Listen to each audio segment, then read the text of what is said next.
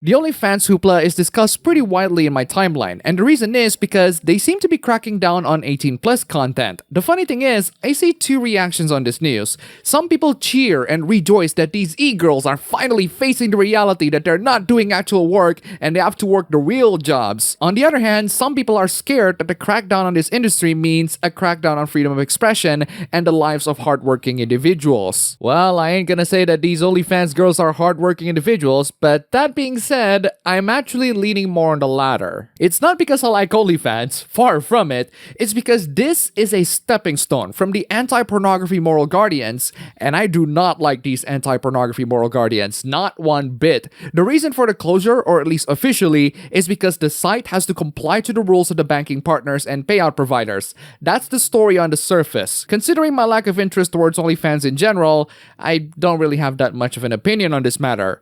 But then I read on this story even more. And that's when I realized that there's a huge issue here that, in my opinion, should, at the very least, be talked about. But before I get to all of that, I gotta pay some bills. Huge shout out to everyone supporting me through these many means, Patreon, PayPal, Ko-fi, etc. You can do so by checking through the links down below. You can also donate on my weekly streams where you can receive a live and direct shout out on my stream channels, links down below. Also, really sorry for the lack of shoutouts for the Patreon supporters of 2021. Kalen, Danny Barker, Conebone, Malik, B. Jackin, The Local Madman, Commandorine, Pikachu, Ryan Winston, Zenith, Kevin Otieno, Prifa, Inco, Latel Fanatic 1985, and just recently, Tantamount. Thank you so much for the donations. Even if you have pulled the plug on me or unsub to me, I promise you a shoutout, so at least let me remedy that, even if it's super late. I won't be late next time. Regardless, thank you so much. You guys are fantastic. So let's get into the news here. OnlyFans released an official statement about their upcoming ban on sexually explicit content. Their statement reads that effective October 1st, 2021,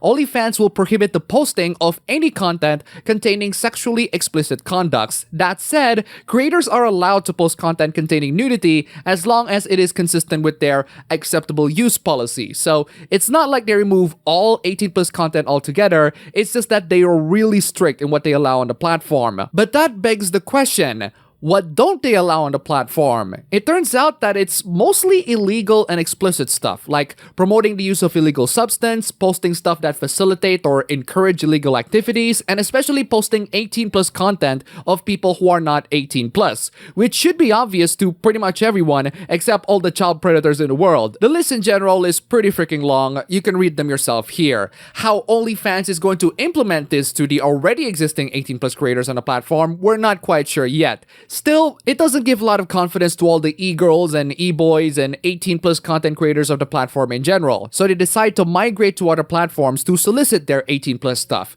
which are hopefully legal and involve individuals who provide consent. People have already suggested loads of alternatives out there, you can just Google them yourselves, but they are definitely migrating to other platforms. That's the surface level news that most people know about. What they don't know about this entire thing is that this issue goes much deeper than that. It's not just the banks and the payment processors going after OnlyFans.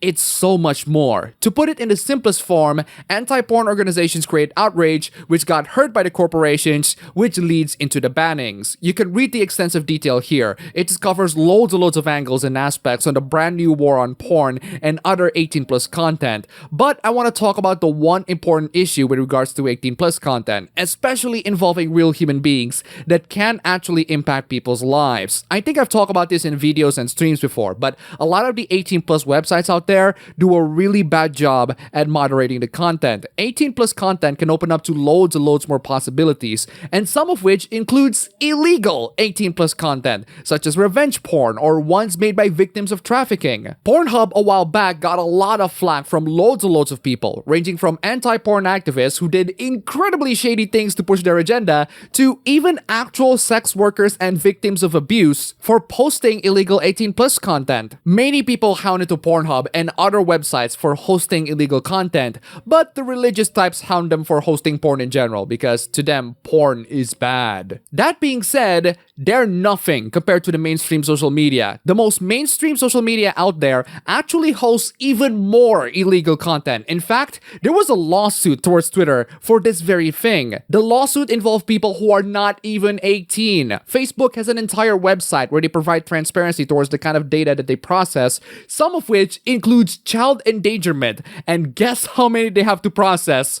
Millions. No, really, millions. There was a peak of a crackdown on that content on April to June 2021. The internet makes it really easy to distribute 18 plus materials out into the wilds. Loads and loads of websites hosted this stuff, including the most popular social media that we use right now. The problem comes in verifying the content. Are the people involved in the content consent to it? They certainly consent on the activity, but do they consent on recording the activity? Do they consent in having that particular activity to be posted out in public for everyone to see? Are the people involved in the production of that content actually 18 years old? Because if they're not, then they're producing very illegal types of content. That level of verification prior to the whole porn outrage was still in the dark. Anybody can post any content involving adults or even content involving people who look like adults but are actually not of legal age. Anybody can post content involving adults who do consent but they do not consent into having their content be posted to the public, i.e. revenge porn. Those kinds of stuff exist in the wild, some of which are hosted in websites that don't even focus on hosting that sort of stuff, some of which are hosted in mainstream social media websites. And that, in my opinion, is the reason why a lot of payment processors don't want to associate themselves with 18 plus content. It's not necessarily because they're being anti-porn, although you can make a case for that. It's because they don't want to provide transaction services towards potentially illegal materials. Not saying that 18 plus content are illegal. I am saying that the ones you see in the World Wide Web, you don't always know if they're actually legal or not. And these corporations don't want to take that risk. For the record, I don't mind people being a worker on this 18 plus industry as long as they comply to the rules and laws and regulations that exist. I can't talk about how OnlyFans e-girl number 653 have loads and loads of simps that give her money, but at least it's not illegal. Or not at least until the IRS says so. The way I see it, there's a demand for these e-girls and 18 plus content creators on the website. It's not for me, but there are people who are willing to pay for this stuff, and there are people who are willing to provide for that content. It's a mutually beneficial transaction, and it's none of my business, as long as they all comply to the law and as long as people are safe. But with the lack of verification towards the participants of 18 plus content, with the lack of verification towards the legality and the consensual nature of the content, we don't really know if the stuff that you see in the web are actually legal or not. And as long as these websites continue to host the unverified content, the payment processors don't want to get their hands involved in it. For all they know, they might provide services to criminals or traffickers or child predators. And that's why a lot of the 18 plus websites move on to verify all of the users that they can. This sort of stuff right here, in my opinion, is where the outrage should be directed at. This kind of stuff is what I generally agree with the moral guardians. There should be some level of verification and some level of protection towards the people involved in the production of 18 plus content. They're 18 plus content for a reason. Everyone involved should be 18 plus. Granted, this will cause a lot of work towards the independent creators, but at least the content is legal. Unfortunately, the moral guardians abuse their power and use this perfectly legitimate and understandable complaints as a stepping stone towards their more ludicrous complaints. Think of the video game violence outrage. Yes, there's a legitimate discussion in regards to rating video games and making sure that they are age appropriate for the people who play them, but a lot of the same types of moral guardians use this legitimate complaint as a stepping stone for even further outrage, like how video games manipulate the brain of the youth to become more violent, or with the progressives' case, more sexist or bigoted. That's exactly what happens to 18 plus content right now. A perfectly legitimate complaint and issues raised about verification, privacy, safety, and the legality of the products and the workers somehow turn into a moralistic crusade towards all types of 18 plus content. Doesn't matter if your content is made with people who are of legal age and have actually written consent. If these moral guardians don't like it and find it sinful, they're gonna advocate in bad banning it, and they're not gonna stop on the real women. Oh no, they will go after the fictional ones too. In fact, with Patreon's case, they have. And like the video games outrage, all of this moral outrage doesn't actually work. Oh yes, they do work in making the lives of all the workers miserable. They do work in making sure that these people have to resort to shadier means of payments